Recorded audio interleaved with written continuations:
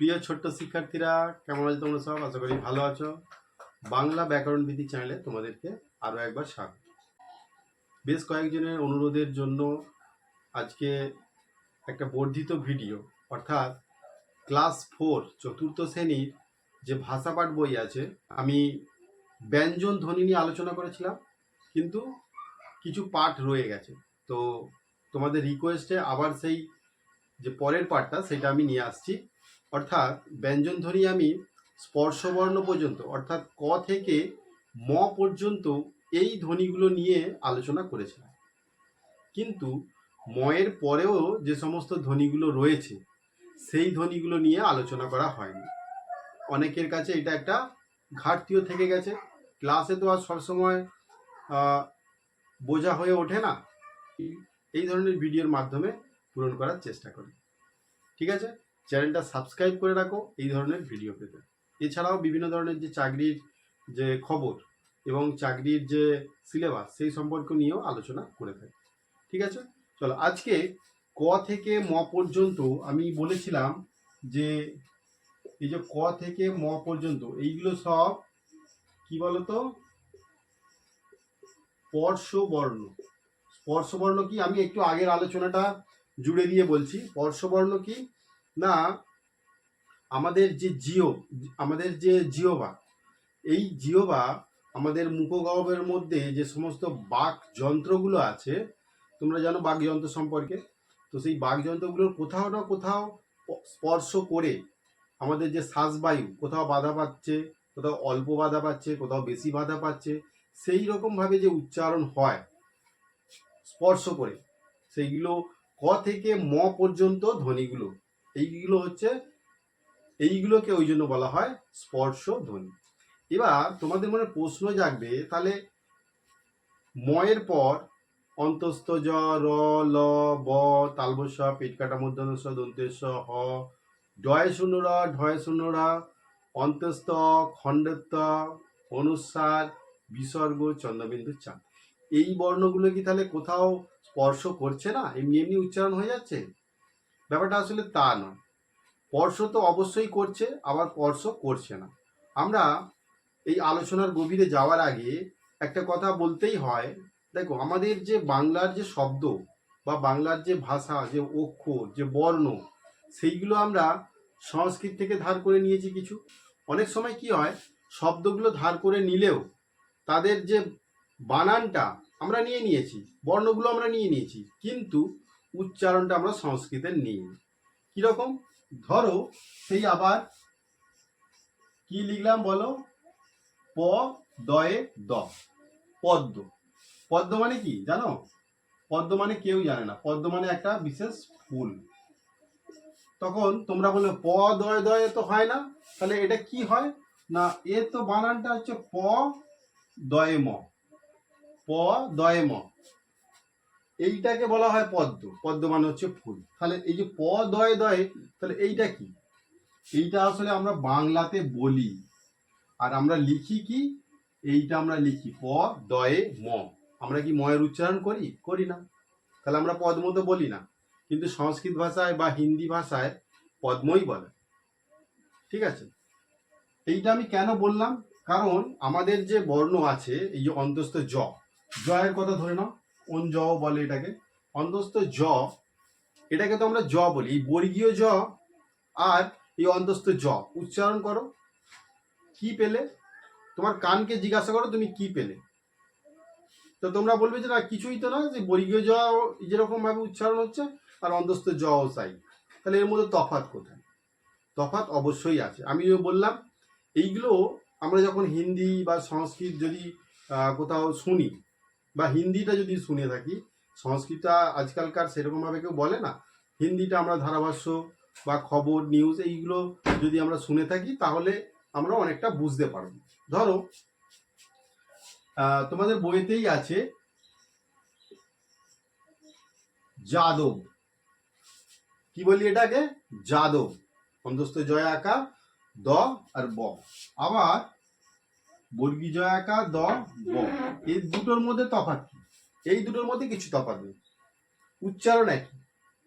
উচ্চারণ আমরা এইটার ক্ষেত্রেও যা করলাম, এইটার ক্ষেত্রেও তা করলাম, কিন্তু তাহলে তফাৎটা হলো কোথায়? দেখো তফাৎটা হচ্ছে এই যে এই জটা অ্যাকচুয়ালি আমরা যখন হিন্দিতেই ধরে নিচ্ছি, হিন্দিতে ধরো কারো নাম এই যাদব, তাহলে সে কিরকম বলে বলো তো? সে বলে অন্তস্তয় আকা দ ব, তাহলে কি হলো? যাদব। আবার এটাকে সে ইংরাজিতে কিভাবে লেখে? YADAB, যাদব। এই দেখো, তাহলে এখানে এই যে ওয়াই হয়ে গেল, তাহলে এখানে যে হতে পারতো, যাদব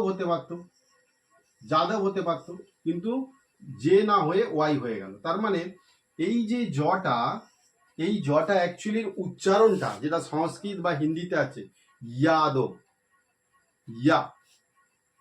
এবার তোমরা উচ্চারণ করে দেখো, এই যে ইয়া, এটা যে উচ্চারণ করলাম, যেখানে বর্গীয় জ উচ্চারণ হয়, জ আর য়, এই দুটো উচ্চারণ করে দেখো, বর্গীয় জটা তোমার পুরোপুরি তালুর সঙ্গে স্পর্শ করছে, কিন্তু এই যে অন্তস্থ জটা এটা পুরোপুরি স্পর্শ করছে না, ইয়াদব।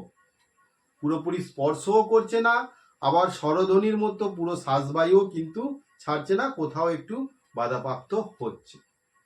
তো এই ধরনের যে ধ্বনিগুলো আছে, এই জন্য এদেরকে বলা হয় অন্তঃস্থ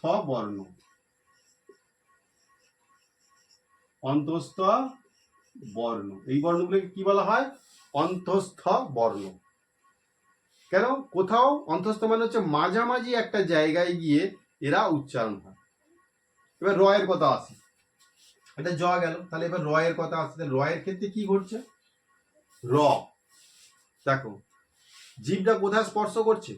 র, জিভটা কোথাও স্পর্শ করছে না, জাস্ট তালুর কাছে গিয়ে উল্টে গিয়ে ওই হালকা একটু স্পর্শ করছে বা করছে না, কিন্তু শ্বাসবায়ুটা যখন বেরিয়ে আসছে, জিভটা আমাদের যে জিহ্বাটা একটু কম্পন সৃষ্টি, র জিহ্বাটা উল্টাচ্ছে, কিন্তু একটু কম্পনের সৃষ্টি করছে রটা উচ্চারণের ক্ষেত্রে। এই ক্ষেত্রেও কিন্তু কোথাও স্পর্শ করছে না, আবার মনে হচ্ছে যেন কোথাও একটা স্পর্শ করছে, মানে ধোঁয়াশা ভাব। এটাও কিন্তু এই অন্তঃস্থ বর্ণ, এই রটাও হচ্ছে অন্তঃস্থ বর্ণ, কিন্তু এই ধ্বনির একটা নাম আছে। এই ধ্বনিটার নাম হচ্ছে, যেহেতু কম্পন হচ্ছে, তাহলে এইটা হচ্ছে কম্পিত ধ্বনি। এটা হচ্ছে কম্পিত ব্যঞ্জন ধ্বনি। এবার আসছি ল এর কথা, তাহলে বুঝতে পেরেছো? তাহলে এখানে আসছি ল। এই লটা কি?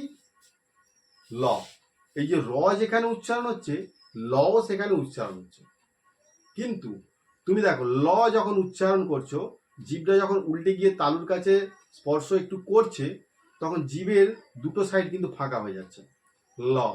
তাহলে এই দুটো সাইড দিয়ে আমাদের যে শ্বাসবায়ু বেরিয়ে আসছে, দুটো সাইড দিয়ে, জিভের দুটো সাইড দিয়ে শ্বাসবায়ুটা বেরিয়ে আসছে।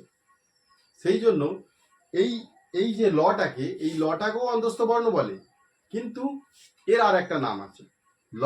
সেই জন্য এই লটাকে বলা হয় পার্শ্বিক ধ্বনি।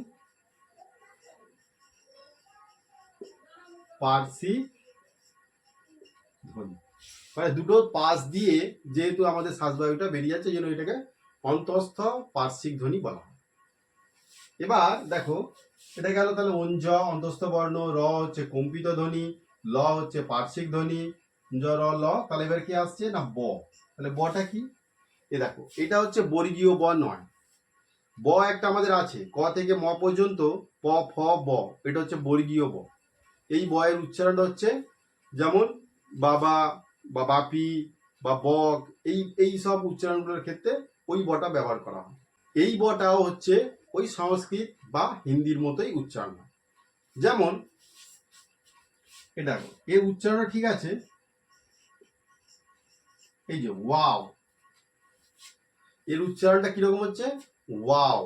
না তো ও উচ্চারণ হচ্ছে, না তো ব উচ্চারণ হচ্ছে, ঠিক ওরই মাঝামাঝি কোনো একটা জায়গায় কিছু একটা উচ্চারণ হচ্ছে, যেটাকে বলে ওয়া। ওয়াও, এটা ওয়া। হিন্দিতে অনেক সময় বলে না বাহ এটা ওয়া। সেই যে ব, সেই বটাকে, এই যে ওষ্ঠধ্বনি যে ব, পুরোপুরি ঠোঁট কিন্তু আমাদের হচ্ছে না, কিন্তু ওয়াও, ঠোঁটটা গোল হচ্ছে কিন্তু তুমি উচ্চারণ করে দেখো স্পর্শ কোথাও হচ্ছে না, ওই জন্য এটা স্পর্শধ্বনি নয়। এটা হচ্ছে অন্ত্যস্ত ব, এটাকেও বলা হচ্ছে অন্ত্যস্ত ব, এটা হচ্ছে অন্ত্যস্ত ব। এবার দেখো তালব্য স আছে, দন্তের স আছে, পেট কাটা মূর্ধন্য স আছে, আবার হ আছে। এই ধ্বনিগুলো দেখো, এই যে স স স, এটা আওয়াজ কিরকম একটা হচ্ছে, এই যে স আসছে আওয়াজটা, এই জন্য এদের নাম অনুসারে এই উচ্চারণের ভঙ্গির যে ধরনটা, সেই ধরন অনুযায়ী এদেরকে আবার শীষ ধ্বনি বলা হয়, কারণ একটা শীষ শীষ শব্দ আসছে বলে। কিন্তু এই তালব্য স, দন্তের স, পেট কাটা মূর্ধন্য স, এরা স্পর্শ ধ্বনি নয়। এই ধ্বনিগুলোকে উচ্চারণ করতে গেলে কি করতে হয়, আমাদের শ্বাসবায়ু একটু বেশি খরচা হয়, শ্বাসবায়ু ওদের বেশি খরচা হয়, হয়ের ক্ষেত্রেও তাই। তালব্য স, পেট কাটা মূর্ধন্য স, দন্তের স, এইগুলো হচ্ছে শ্বাসবায়ু বেশি খরচা হয়, এবং হ, এই জন্য বেশি শ্বাসবায়ু খরচা হয় বলে এই ধ্বনিগুলোকে কি বলে না, ঊষ্ম ধ্বনি বলা হয়, ঊষ্ম ব্যঞ্জন ধ্বনি বলা হয়। বুঝেছো? এই তালব্য স, পেট কাটা মূর্ধন্য স, এই তালব্য স, দন্তের স, পেট কাটা স, হ, এগুলো ক্লিয়ার। এইবার দেখো আরেকটা আছে ডয় শূন্য র, এইগুলো কেন বাদ যাবে, ডয় শূন্য র আর ঢয় শূন্য র, এরা তাহলে কি, দেখো ডয় শূন্য র যখন উচ্চারণ হচ্ছে, ড, ডয়ে শূন্য র, ডয়ে, ডয়ে শূন্য র, র, র, র বলো, র, তাহলে র, জিভটা ওই তালুর কাছে একটুখানি স্পর্শ করে দিয়ে জিভটা টক করে নেমে চলে আসছে, যেন ভয়ে ভয়ে কেউ যেন ওকে তাড়া করছে মনে হচ্ছে, একটুখানি টুক করে ঠেকি দিয়েছে। যেমন ধরো একটা তোমার কাছে সাপ, সাপের সাথে তুমি খেলা করছো, সাপটাকে টুক করে একটু মানে তুমি সাপটাকে টুক করে একটু টাচ করে দিয়ে আসো, টাচ করে কি হাতটা রেখে দাও, দেখবে যারা সাপ উড়ে খেলা দেখায় গ্রামে গঞ্জে এগুলো অনেক সময় দেখা যায়, টুক করে একটু টাচ করে দিয়ে সরে এলো, তার মানে কি সে যখন ফোনাটা তুলে ছোবল মারবে তার আগেই আমাকে হাতটা সরিয়ে নিতে হবে। ঠিক ডয়ে শূন্যরা ঢয় শূন্যরা ক্ষেত্রেও তাই, ড, এবার বলো ডয় শূন্য র, র, র, তাহলে র যখন উচ্চারণ করছো সেটা কি রকম হচ্ছে, উপরে খানি জিভটা একটু টাচ করে আবার নিচে নেমে আসছে, যেন কেউ মনে হচ্ছে তাকে তাড়া করছে। সেই জন্য এই দুটোকে বলা হয় তাড়িত ধ্বনি, নাম অনুসারে এদের ভঙ্গিমা উচ্চারণের যে প্রকৃতি, তাড়িত ধ্বনি, ব্যঞ্জন ধ্বনি হবে। হ্যাঁ, তাড়িত ব্যঞ্জন ধ্বনি, ঢয় শূন্য গেল। তাহলে এইগুলো সবই কিন্তু অন্ত্যস্ত বর্ণ, এরা কোথাও পুরোপুরি স্পর্শ করছে না, আবার কোথাও পুরোপুরি স্পর্শ না করেও মানে ঠিক কায়দা করে বেরিয়ে যাচ্ছে, না তো এরা স্বরধ্বনি হচ্ছে পুরোপুরি, না তো ব্যঞ্জন ধ্বনি হচ্ছে। তাহলে অ্যাকচুয়ালি ব্যঞ্জন শব্দের অর্থ আরেকটা আছে, আমি সেটা লাস্টে বলবো। তো এরা না স্বরধ্বনি না ব্যঞ্জন ধ্বনি, কিন্তু এরা ব্যঞ্জন ধ্বনির যে পরিবার তাদের সঙ্গেই যুক্ত হয়ে আছে, যেহেতু একটু আধটু মিল আছে। আচ্ছা, এবার আরো কিছু ধ্বনি আছে যেগুলো ধরো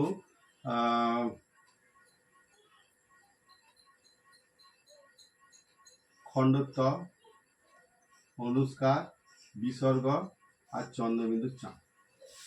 দেখো এগুলো দেখে মনে পড়ছে, এটা হচ্ছে খণ্ডত্ব, এটা বলার কিছু নেই, এটা হচ্ছে তয়ের অর্ধেক রূপ, খণ্ড ত, তকে দুভাগ করলে দুটো যে খণ্ড পাওয়া যায় তার এক ভাগ হচ্ছে এই খণ্ডত, এই হচ্ছে খণ্ডত। এটা নিয়ে বিশেষ কিছু বলার কিছু নেই, তাৎক্ষণিক। এখন এই খণ্ডত্বের ব্যবহার খুবই কমে গেছে, তো যাই হোক এটা নিয়ে আলোচনা করবো না। কিন্তু অনুস্বার, অনুস্বার, অনুস্বারের উচ্চারণটা অনুস্বার, অর্থাৎ অনু মানে হচ্ছে পশ্চাৎ আর স্বর, তাহলে অনু স্বরের পরে, স্বরের পশ্চাতে এইটাকে ব্যবহার হতে দেখা যায়। ঠিক আছে, স্বর যেমন ধরো ল, অনুস্বার লং, ল অনুস্বার লং, তাহলে স্বরের পরে, তাই তো, তাহলে ক অনুস্বার কং, তাহলে এইটা হচ্ছে অনুস্বার, এর পরে এটাকে ব্যবহার করা হয় স্বরের। আর বিসর্গটা কি? বিসর্গটা দেখো, এইটা আবার আমরা তো বলি যে ব্যঞ্জন ধ্বনি স্বরধ্বনি ছাড়া উচ্চারিত হতে পারে না, কিন্তু এই বিসর্গ আবার স্বরধ্বনির পরে উচ্চারণ হয়, স্বরধ্বনির পরে উচ্চারণ হয় এই বিসর্গ। কিরকম দেখো, আ বিসর্গে যদি বলি, আমরা যদি শুধু আ বলি, আ, এবার আ এর পর যদি বিসর্গ দিয়ে দিই আ, মানে ওই আটাকে একটু মডিফাই করে বলা, আহ লাগছে, ঠিক আছে, বা ওই ধ্বনির ওপরে একটুখানি জোর দেওয়া হয়। যেমন ধরো সন্ধি বিচ্ছেদের ক্ষেত্রে হয়, যেমন সন্ধি বিচ্ছেদ একটা করি, নি যুক্ত চয়, নি, যখন আমরা এই নি নুনতে নয় হস্যই, হস্যই হচ্ছে তারপরে কিন্তু বিসর্গ, অর্থাৎ স্বরধ্বনির পর হচ্ছে বিসর্গ, ক্লিয়ার? তাহলে নি যুক্ত চয় সমান নিশ্চয়, তাহলে সেই ধ্বনিটাকে একটুখানি জোর দিয়ে বলার জন্য এই বিসর্গটার ব্যবহার করা হয়, কিন্তু এটা ব্যঞ্জন ধ্বনি নয়। ব্যঞ্জন ধ্বনি হলে তো স্বরধ্বনির সাহায্য নিয়ে উচ্চারণ করতে হয়, কিন্তু এটা স্বরধ্বনির পর যুক্ত হয়, তাই না? আবার দেখো চন্দ্রবিন্দু চাপ, এই চন্দ্রবিন্দু চাপ কোথায় বসে না মাথায় বসে। আমাদের সবার মাথার উপরে চাঁদ থাকে তো, সেই জন্য এটাকে চন্দ্রবিন্দু চাঁদ বলা হয়, তাই তো। এইগুলো নিজে নিজে উচ্চারণ হতে পারে না, এই চন্দ্রবিন্দু চাঁদ নিজে নিজে উচ্চারণ হতে পারে না। শুধু এইটা কেন, এইটা এইটা এইটা এইটা এগুলো নিজে নিজে উচ্চারণ হতে পারে না, কাউকে কোনো ধ্বনিকে আশ্রয় করে উচ্চারিত হতে হয়।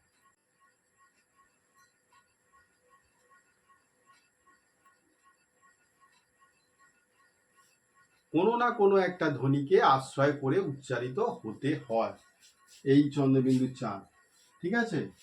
তো এই যেমন ধরো আঁকি, আয় চন্দ্রবিন্দু আঁকা কয় অশ্রী আঁকি, এর উপরে এটা দিলাম, এই যে আয়ের যে উচ্চারণ তখন একটুখানি আ হয়ে গেল, আঁকি হলো না, আ হয়ে গেল, সেই নাসিক্য ধ্বনির মতো উচ্চারণটা হয়ে গেল আঁকি, বাঁকি, চন্দ্রবিন্দু দিলে পারেই তখন এটা নাসিক্য বর্ণের মতো উচ্চারণটা হলো, কিন্তু নাসিক্য বর্ণ দিয়ে এটা উচ্চারণ করা যাবে না, সেই জন্য চন্দ্রবিন্দু চাঁদরা। নাসিক্য বর্ণ কি আছে? উয়া আছে, ম আছে, ন আছে, তাদের মধ্যে উয়াটাকে আমরা ব্যবহার করতে পারি, কিন্তু কিভাবে? তাহলে আয়ে উয়ায় আকা কয় অশ্রী এরকম লিখতে হবে আমাকে, সেটা লেখা খুব কষ্টসাধ্য এবং সেটা মানাচ্ছে না, সেই জন্য আমরা চন্দ্রবিন্দু চাঁদ ব্যবহার করি। তাহলে এই সব ধ্বনিগুলো না স্বরধ্বনি না ব্যঞ্জন ধ্বনি, কিন্তু ব্যঞ্জন ধ্বনি পরিবারেই আছে। এই ধ্বনিগুলোকে বলা হয় কি বলা হয় বলতো?